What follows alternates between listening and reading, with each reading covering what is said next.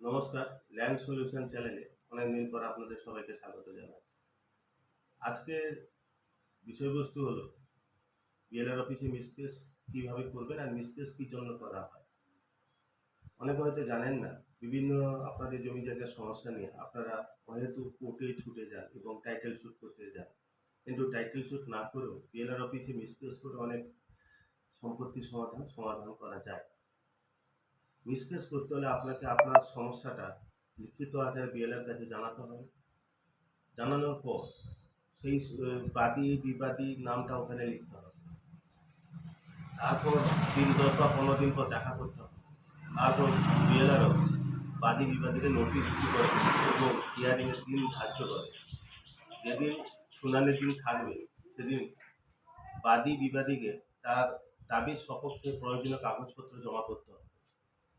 প্রয়োজনীয় কাগজপত্র জমা করার পর বিএলআরও অর্ডার শিট তৈরি করবে এবং তার রায় ঘোষণা করবে। এক্ষেত্রে একটা বলে রাখা প্রয়োজন যে অনেক ক্ষেত্রে এখন এই মিসকেসে কমপ্লেন করার পরও বিএলআর কোনো ব্যবস্থা নিতে চাইছে না। সেক্ষেত্রে আপনি এসডিএলও কিংবা ডিএলআর কাছে আপিলও করতে পারেন।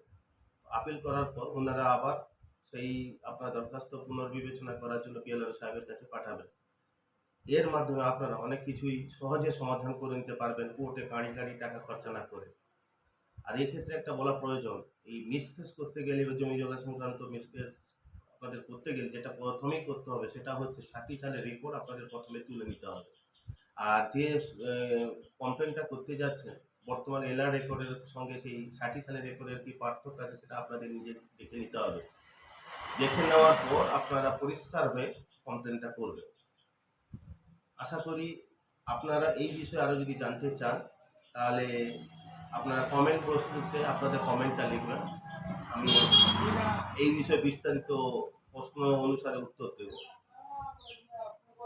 আশা করি আপনাদের আজকের বিষয়টা আপনাদের ভালো লাগবে। আপনাদের যদি এটা ভালো লাগে লাইক, কমেন্ট এবং সাবস্ক্রাইব করবেন। নমস্কার, আজকে আমাদের এই ভিডিওটা শেষ করব।